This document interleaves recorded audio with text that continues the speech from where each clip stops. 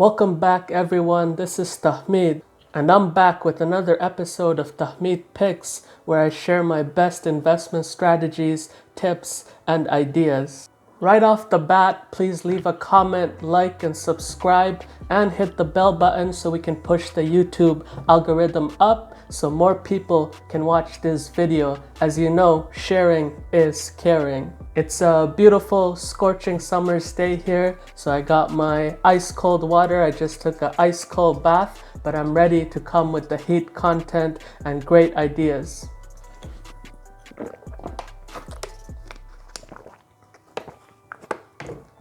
Today I wanted to look at a particular subsector or two subsectors, so bonus, that has to do with the transportation industry, and that's the airlines and the cruises. So I know at these prices for airline and cruise stocks, some of you might be salivating to pick up some shares, and it might be a low price for good reason, who knows. So today I'm going to delve deeper if you should be picking up things like Air Canada at the mid-teens price level.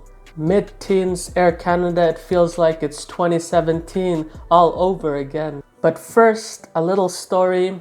There's this investor named Warren Buffett. I'm sure you know who he is. So near the end of the 1980s, he made a nightmare deal on an airline where he said the value of the investment went down before the ink even dried. And for the next few decades, he would call the airline sector industry and sector that turns billionaires into millionaires, calling it a debt trap and all these other negative things, and swore never to delve into the airlines ever again. Fast forward to the early 2010s, he changes his mind and even turns around, puts money where his mouth is, and invests a whopping $9 billion into the four major American airlines. And sadly, just recently, he actually sold that stake for about a 50% loss at $4.5 billion. So for someone with a record like that, that was really a disaster of a deal. So what does that tell us? Well, Warren Buffett is really pessimistic right now about the airline industry once again, as his sales of all his holdings show. But does that mean you should stay away, or might there be opportunities for you? I will be giving specific companies and tickers that I'm looking at, but you gotta watch till the end of the video. Right now, personally, for me, it's hard to be optimistic about airlines and cruise stocks right now. Even at these levels, I think there's a lot of challenges in the short and even medium term for these companies.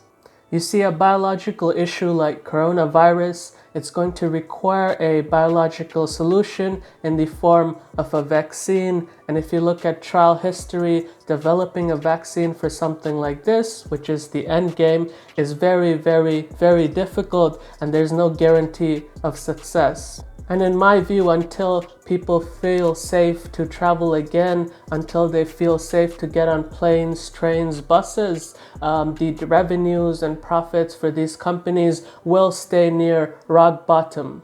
And sure, in the meanwhile, they might recover a little bit, but remember, it's easy to recover when you're coming from near zero revenues. If you don't know airlines and aeroplanes, they're literally chilling at the airports right now, trains at the train stations and wherever. I know you've probably heard of people like Trump talking about all the pent-up demand that's going to magically come back when things get moving along, but you see that process can take some time, and to survive in the meanwhile for these companies is quite a bit difficult. Until there's a vaccine, everyone won't be rushing out to board a plane or train, or a ship for that matter. And to assume something otherwise in the short or medium term before a vaccine comes out would be quite naive, because remember, Trump has an election coming up in November that he needs to win, and he'll say all the optimistic things that he can. But this is a economics finance channel, not a politics channel. And listen, there's bargains all around on great companies, great sectors, industries in the stock market right now. So it's an opportunity cost for you to be putting money on cruises and airlines versus somewhere else with great value and still great revenues and profits.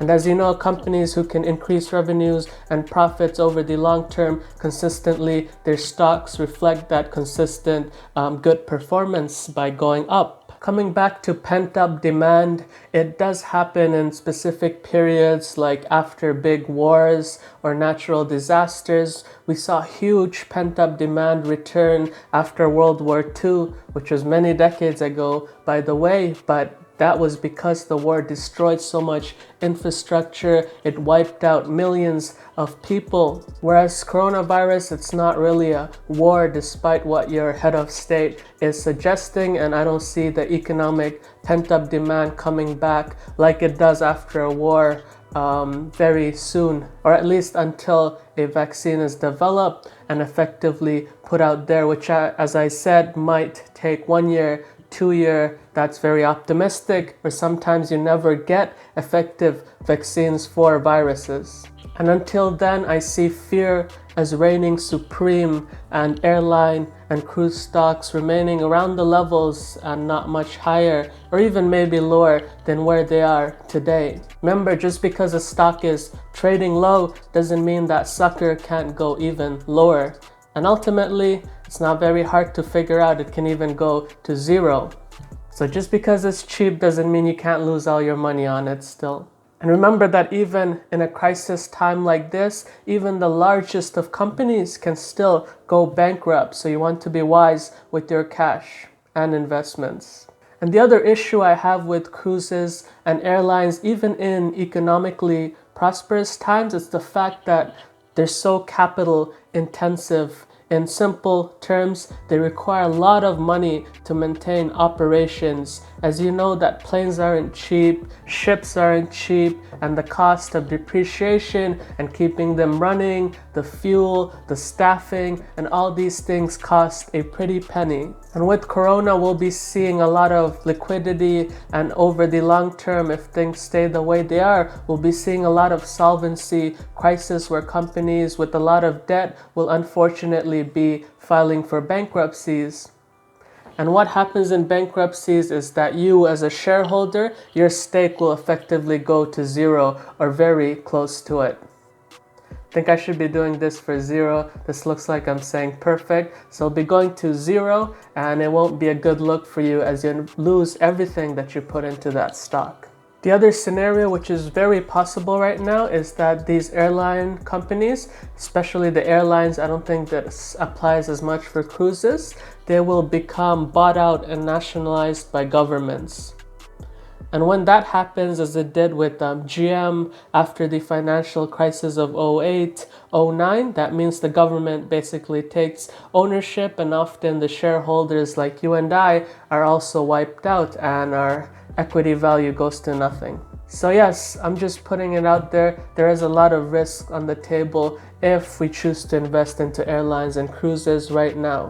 So if you didn't know, I'm from Canada, and here the government has already floated proposals of giving out loans in exchange for equity stakes in the companies that apply for these loans. So the government is looking for their pound of flesh. And guess who's big proponents or people suspect for applying to these big company loans? It's our airlines like Air Canada, WestJet, and the other smaller ones that we have. So if it happened in the United States with giant automobile companies, it can surely happen in other developed countries wherever you're investing, you know, Germany, Canada, or even in the East like Singapore or Hong Kong. It can very well happen that your national airlines get bought out in full by the government. In either case, whether nationalization or bankruptcy of these companies, shareholders will lose out. Geez, Tahmid, that's a lot of negative stuff. Do you have anything positive for us today?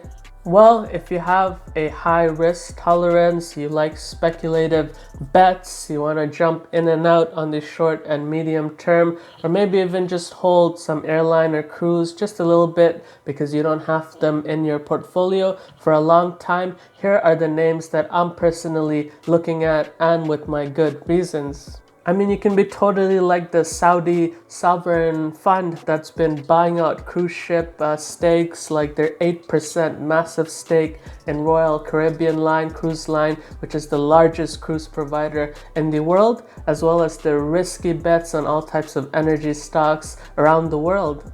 In my view, and this is not professional advice and you should seek actual counsel, so yeah, please don't sue me. But I think that big companies, big airlines and cruise ship operators with very strong, keyword, very strong balance sheets might be worth a look.